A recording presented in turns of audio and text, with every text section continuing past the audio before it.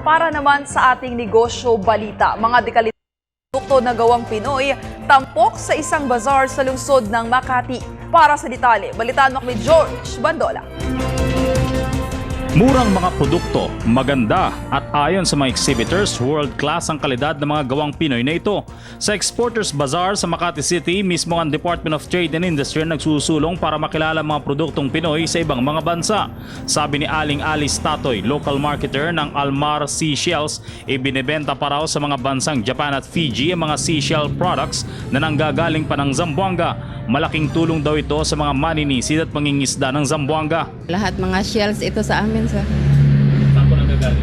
sa Zamboanga po. Oo. Kasi doon yung factory namin. Sa Cebu lang, doon lang ang showroom at saka yung office. Kaya kahit mga Pilipinong customer hindi daw nagpapaiwan para makabili ng mga produktong yari sa atin.